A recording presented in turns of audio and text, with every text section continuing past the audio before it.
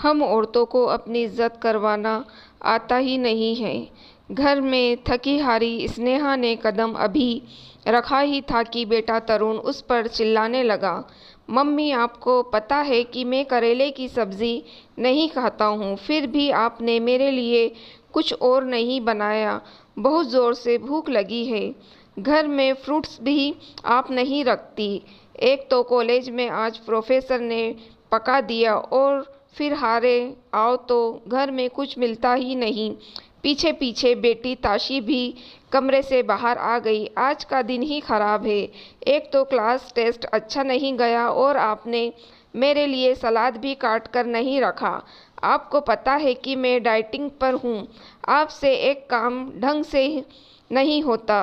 तरुण ने ताशी की बात का समर्थन किया। हाँ, पापा भी यही कहते हैं कि तुम्हारी मम्मी किसी काम की नहीं, एक भी काम ढंग से नहीं करती। और रही सही कसर बच्चों की दादी ने पूरी कर दी।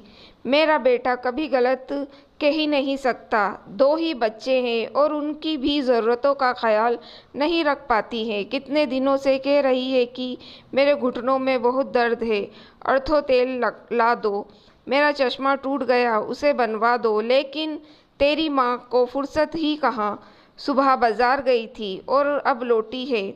उड़ाओ पैसे। मेरे बेटा दिन रात मेहनत करे और तुम आराम से शॉपिंग करो। दादी की बात सुन तरुण और ताशी भी मुस्कुराने लगे। यह देख स्नेहा को गुस्सा तो बहुत आया, लेकिन कुछ नहीं बोली। वो वैसे ही बहुत थकी थी और उन सबको बोलकर या डांटकर अपने आप को और थकाना नहीं चाहती थी। किचन में जाकर पानी पिया, फिर उसने अपने हैंडबैग से सासू जी का चश्मा निकाला और उनको दे दिया। शॉपिंग बैग से अर्थो तेल निकाल कर उनके सामने रख दिया। फ्रूट्स निकाला और धोकर फ्रूट्स बास्केट में रख दिए। बाजार से लाई सब्जियां निकाल बेटी के लिए सलाद काट कर उसे दे दिया और फिर कमरे में चली गई। ज़रा सा कुछ कहो नहीं, तुम्हारी मम्मी का मुंह फूला लेती है। मेरा सामान लेकर कोई एहसान नहीं किया, मेरे बेटे की कमाई से ही लाई हो, और यही सब पहले कर देती तो हम भी गुस्सा नहीं करते। फालतू में हम सब का दिमाग खराब कर दिया।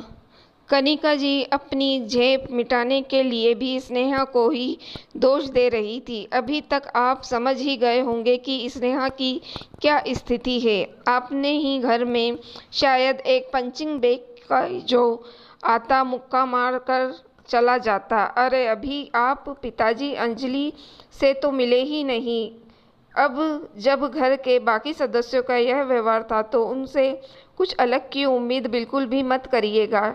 शाम को घर आते ही कनिका जी के दिन का सारा ब्यौरा बेटे को सुना दिया और स्नेहा की वजह से तरुण और ताशी भूखे रह गए और बाजार से लेट आई तो वो भी दवा समय से नहीं खा पाई।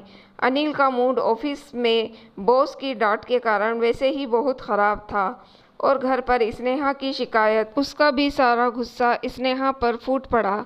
यार तुम करती क्या हो घर में? मैं ऑफिस में बॉस की डांट सुनूं और घर आकर तुम्हारी काम चोरी की शिकायतें सुनूं। किस काम की नहीं हो? मेरे घर आकर तुम्हें नहीं संभाला जा रहा तो साफ साफ कह दो, मैं नौकर रख लेता हूँ। कम से कम इस रोज़ रोज़ की शिकायतों से तो बच जाऊँगा।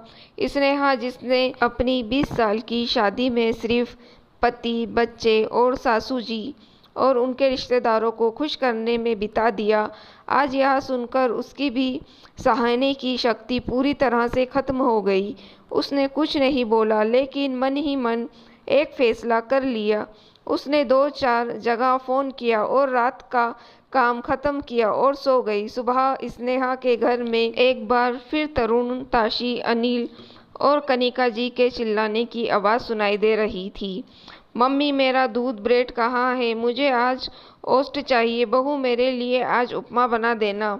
स्नेहा, मेरा टिफ़िन और नाश्ता कहाँ है? स्नेहा किचन से निकल कर आई।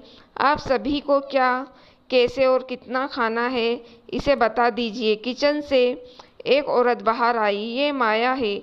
आज से आप सभी की ज़रूरतों का यही ख्याल रखेगी। ये क्या मजाक है स्नेहा, अनिल गुस्से से बोला। हमारे घर में आज तक कोई काम वाली नहीं रखी गई। तुम्हें तो सिर्फ मेरे बेटे की कमाई लुटाना आता है। यह घर का काम करोगी तो तुम क्या करोगी? कनिका जी ने तल्खी से बोला।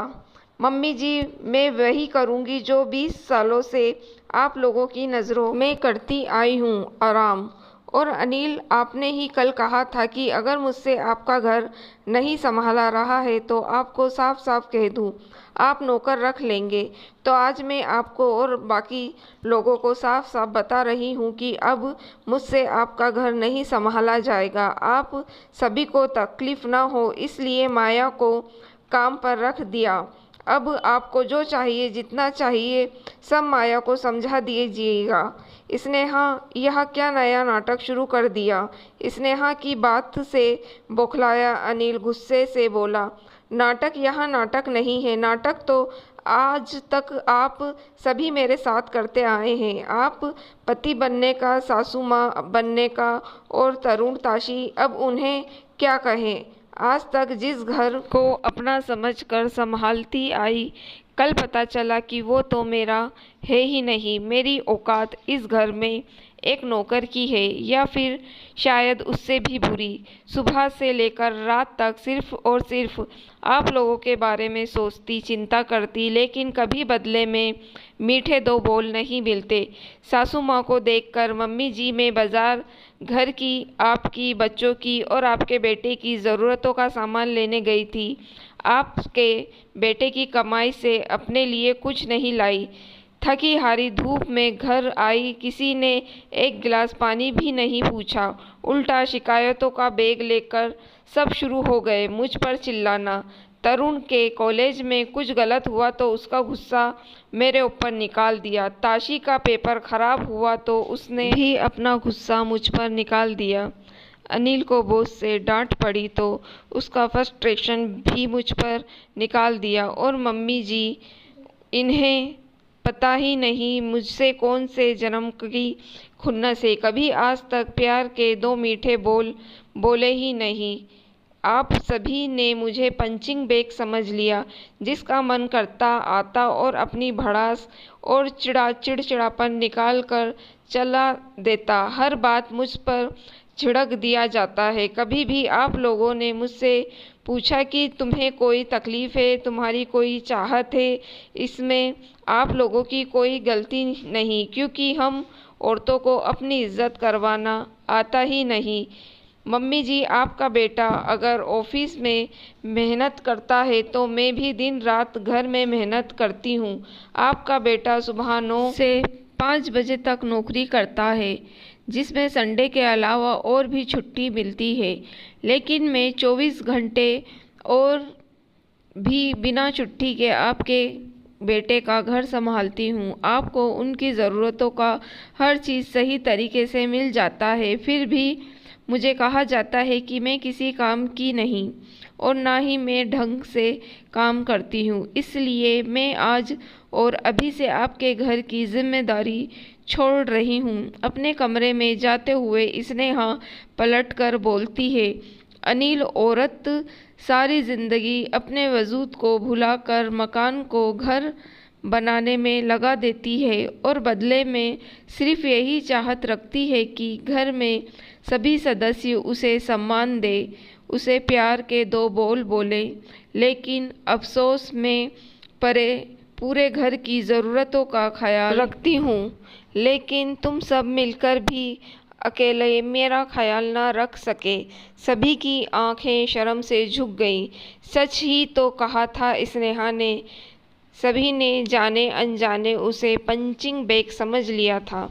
दोस्तों, अगर आपको कहानी पसंद आई हो तो आप मेरी वीडियो को लाइक और मेरे चैनल को सब्सक्राइब ज़रूर